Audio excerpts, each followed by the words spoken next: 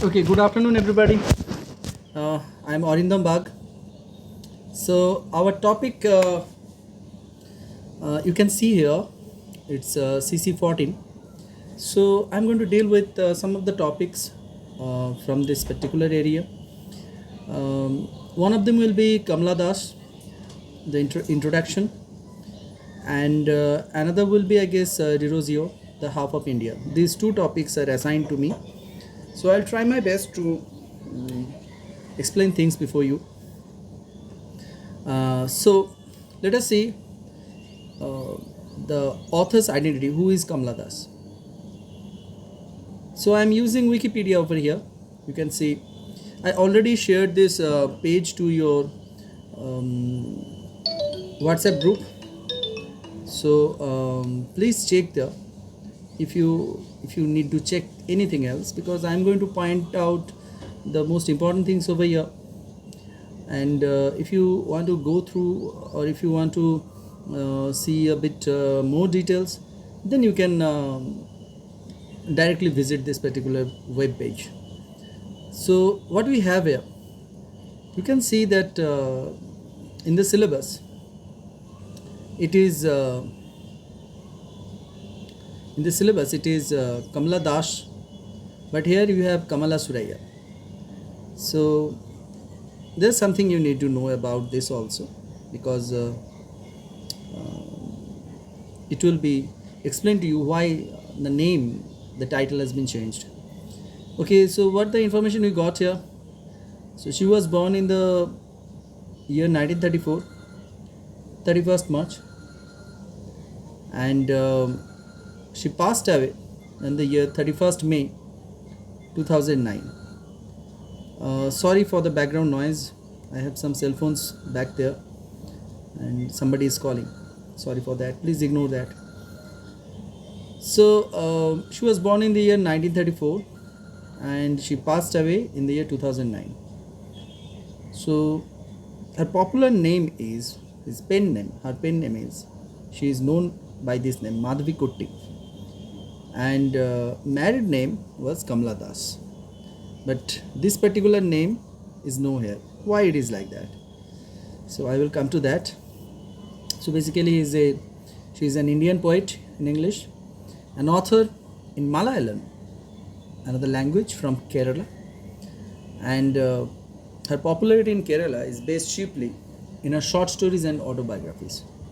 Yeah, so initially she started working with the short stories and autobiography.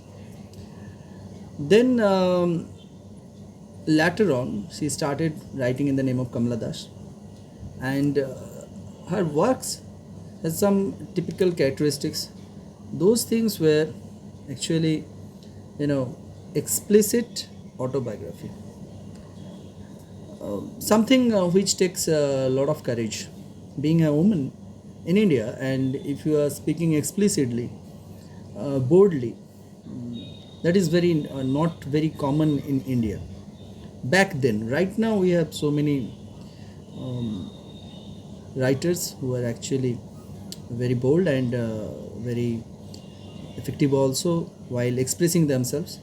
But back in those days, the time which I am referring here, you can expect it's around 1950, or after 50, so just after the independence of India. So she was widely read as columnist, and she wrote on diverse topics also, including women's issues. That's why she is described as one of the prominent feminist writer. Her topic includes women issues, childcare, even politics. So another thing I would like to mention about her open and honest treatment of female sexuality, and free from any sense of guilt. It is free from any sense of guilt. Okay, so these two things were very prominent in her writing: female sexuality, and while describing it, she doesn't feel any sort of sense of guilt. Why should there should be any kind of guilt? Back in those days it was common. So let us find something about her early life. So she was born in a Malabar district, Ponnai Taluk. The particular name is Punyarkulam. It's a it's a place in Malabar district, British India. Right now it is in Thrissur district, Kerala. So then see, another thing you need to know, especially as we are in West Bengal. So she had a connection with West Bengal. And what is that connection? The connection is that she spent her childhood in Calcutta, and her father was employed as a senior officer in a transport company, which his name is Walford, that used to sell Bentley and Rolls-Royce automobiles. CST. Back in those days, Bentley and Rolls-Royce they had their showrooms in Kolkata, like the other cars which we have right now. Right now we don't have Bentley and Rolls-Royce. These are very expensive cars. Back in those days, these two companies were British companies. That's why they had their showrooms over here. Right now, Rolls-Royce doesn't have any showroom in entire India, I guess, and Bentley also. Yeah, these cars are available because these cars are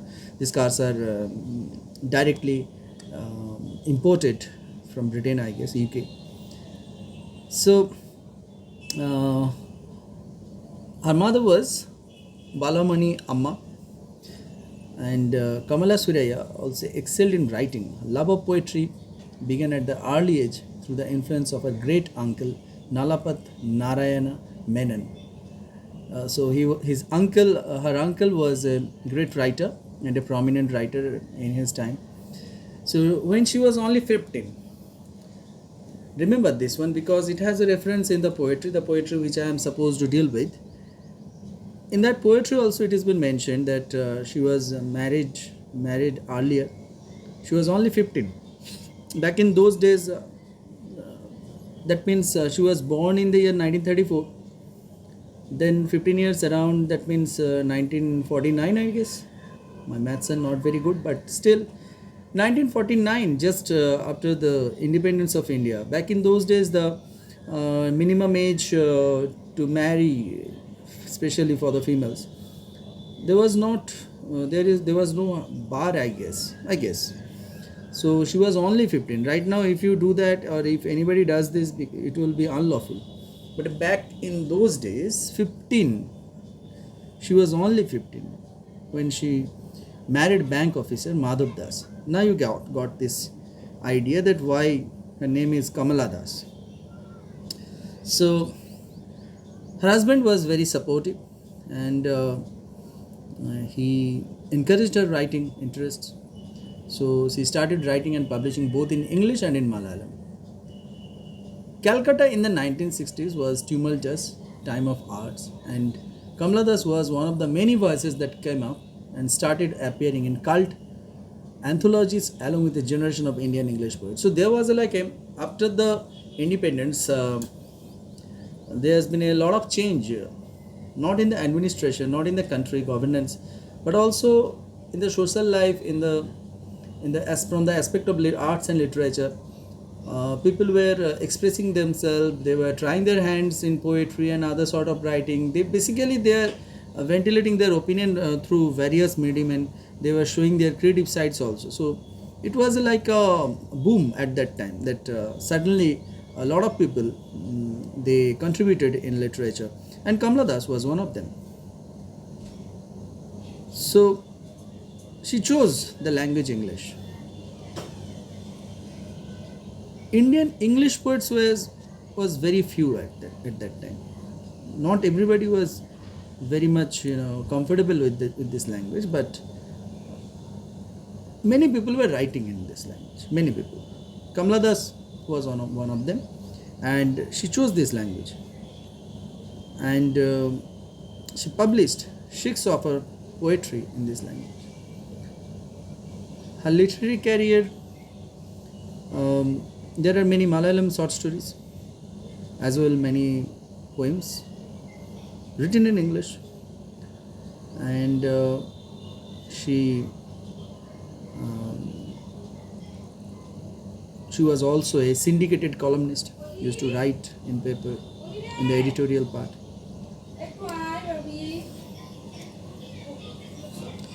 She once, please ignore the background noise. I'm staying in my a lot of things is going behind me. She once claimed that poetry doesn't sell in this country. So this is a comment by her. Kamla's first book was a poetry. It was a poetry, and the name of that collection is Summer in Calcutta. Yeah, again, we can see she directly mentioned the name of the city, which we love very much. Summer in Calcutta was a breath of fresh air in Indian English poetry. So basically, in her collection, what she wrote about, chiefly of love, its betrayal, consequent anguish, and things like that. So these are the things which we have here. And at the age of 42, she published a daring autobiography. Now, autobiography things are very, sometimes this can be very much controversial. There is another author I would like to mention about, a Bangladeshi author, Taslima Nasrin. She also had her autobiography, and some people consider it very controversial because of her free, frank description of sexuality and other things, which actually were shocking for some people. So anyway, Kamla Das published My Story. It was originally written in Malayalam. The title was Inte Kotha. Later she translated it into English. And she admitted that some of the elements which has been mentioned in her autobiography had fictional elements. That means those are not, correct or authentic. Some of them are fictional. She made it up. So there are some other works also. Dance of Eunuchs, A Request. Let us focus on the personal life a little bit. She was married at the age of 15, 3 sons. The name has been given over here, and they are also all settled up and very talented. He had been arrested, and one thing I need to tell you that one of his son, he was a resident editor of the Times of India. That is also been mentioned over here. Kamla Suraya converted to Islam. Now you get the idea why the name Kamla Das is there, but why in the website it is Kamla Suraya. If you look for Kamla Das, they will show you Kamla Suraya, because she converted to Islam in the year 1999 and announced that she planned to marry her Muslim lover, but she never remarried. So this is the story we have here. So anyway, on 31st May 2009, she passed away at the age of 75. She passed away at a hospital in Pune, and her body was flown to her home state of Kerala, and there Palayam Juma Masjid at Tiruvananthapuram, she is lying there. Her grave is there with full state honor. So politics, she was involved in kind of politics also for every period. Though never politically active before, she launched a national political party, Lok Seva Party, and which actually promote secularism, providing asylum to orphan mothers. And she tried for Lok Sabha election, or rather Indian Parliament elections, but she was unsuccessful. So she was born in a conservative Hindu Nair family, Nalapat family, so having royal ancestry, somebody, very conservative Hindu family. But on December 11, 1999, she converted to Islam at the age of 65 and took the name Kamla Suraya. So that will be all. Awards and recognition, let us give you some idea about the awards and recognitions which she got. In 1963, she won Pen Asia Poetry Award. 1968, Kerala Sahitya Academy Award for Story. and she was even shortlisted for the Nobel Prize in Literature in 1984. Then Kendriya Sahitya Akademi Awards, Kerala State Film Awards for Best Story, and so on. So some books are also, you can see, she wrote one novel here, 1976, Alphabet of Last, autobiography, My Story, Ente Kotha mentioned, short stories, poetries. You can see one of the earliest work is The Sirens in 1964. Summer in Calcutta actually is second collection of poetry, which was published in the year 1965. Then we have The Descendants, The Old Playhouse, The Stranger Time, Tonight, the Savage Ride, collected poems, and so on. The last one was Ya Allah, 2001. And then we have this Punishment in the Kindergarten. In Malayalam, there are so many works in Malayalam. You can see the list over there. And that will be all. This is a very brief introduction about Kamala Das. In my next presentation, I will come back with the text. The text I already forwarded to your group. Please check that. You will find that poetry under the title of An Introduction. We are supposed to deal with this.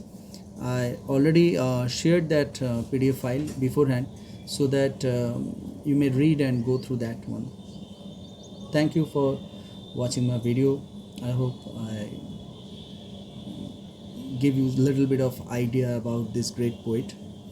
I hope it will be useful for you. So thank you again. Please like the comment. Please share, like, share and subscribe my channel. Thank you.